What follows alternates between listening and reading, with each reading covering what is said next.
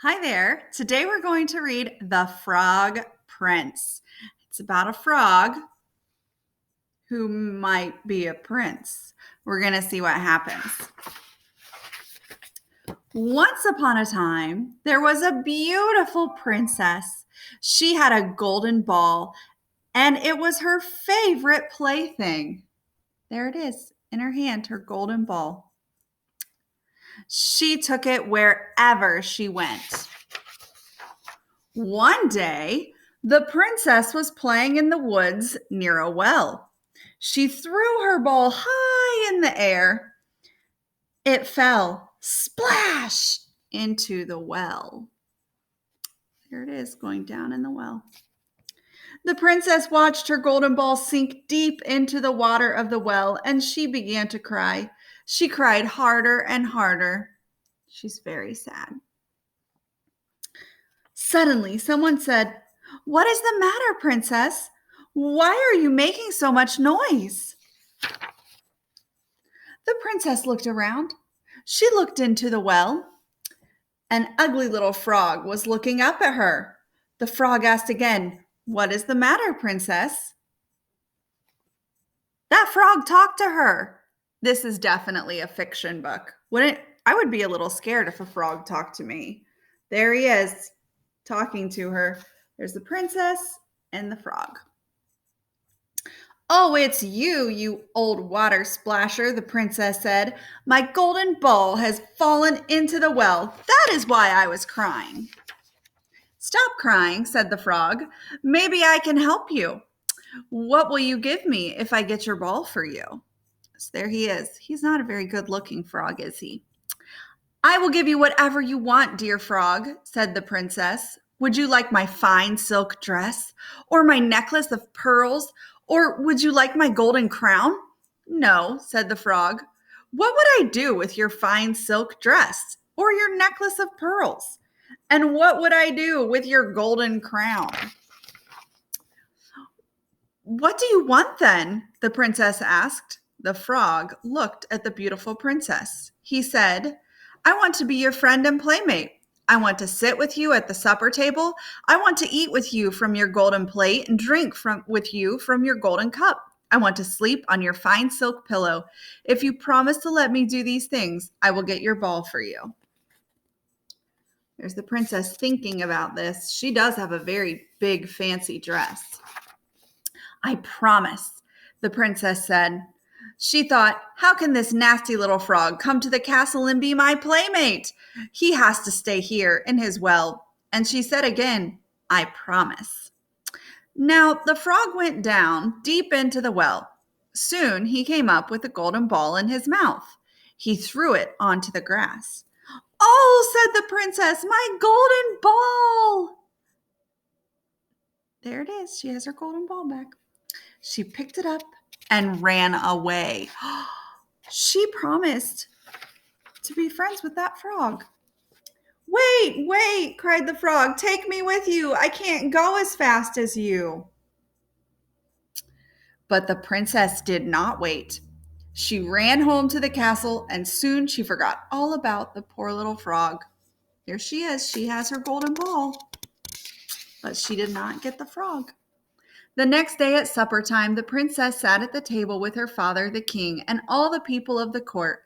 Suddenly, everyone heard some strange noises outside. Splish, splash, splish, splash.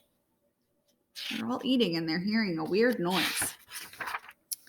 It was the sound of wet little feet coming up the stairs to the castle. Then, flip, flap, flip, flap, there was a slippery little knock at the door. Someone called, "Princess, princess, open up. Princess, princess, let us sup." Sup means like eat supper. They're going to eat together. The princess ran to the door and opened it. Oh, there he is. When she saw the frog, she shut the door quickly. The princess came running back to the table. The king looked at her. "What are you afraid of, daughter?" he asked. "Is there a giant at the door who wants to carry you off?" "Oh, no, father," said the princess. "It is not a giant. It's a nasty little frog." The princess told her father how the frog had found her ball, and she told him about her promise. I promised I would let him be my friend and playmate, she said, but I never thought he could come out of the well. Flip, flap, flip, flap. There was that slippery little knock again. And someone called, Princess, Princess, open up. Princess, Princess, let us sup. Remember who brought you the ball that fell. Remember your promise by the well. You must keep your promise, daughter, said the king. Open the door and let the frog in. And so the princess had to open the door. There she is, opening the door. The frog hopped in and followed her to the table. He stopped by her chair. Pick me up and put me next to your plate, said the frog. Look at her face. She does not like the frog. Go ahead, the king said. Do as the frog says. You must keep your promise. The princess had to put the frog on the table. Everyone could see that she really did not want to do it. The frog ate with the princess from her golden plate, and he drank with her from her golden cup. The frog liked his supper very much, but the princess could not eat a thing. Oh, her face is green because she feels sick. At last the frog said, Now I am ready to go to sleep. Carry me to your bedroom and put me on your fine silk pillow. The princess began to cry. Stop crying, said the king. Do as the frog says. You made a promise and you must keep it. And so the princess had to carry the frog to her bedroom. She took hold of him with 2 fingers and she put him in a corner. But the frog said, I am tired.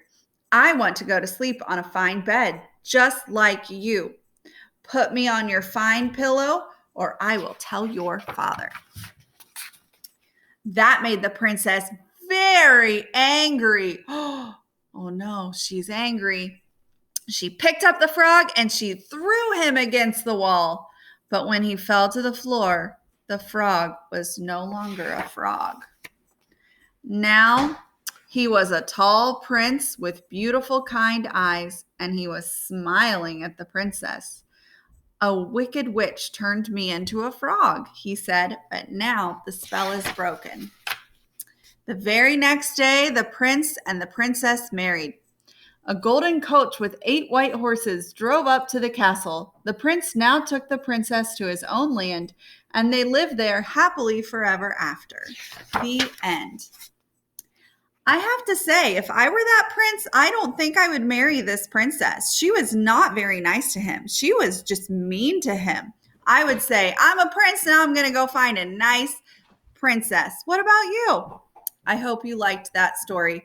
There are also lots of other stories about frogs and princesses, like The Princess and the Frog. It's a very fun movie. So if you ever get a chance to watch that, I definitely would. And think about how it's similar and different than the Frog Prince that we just read. Bye-bye.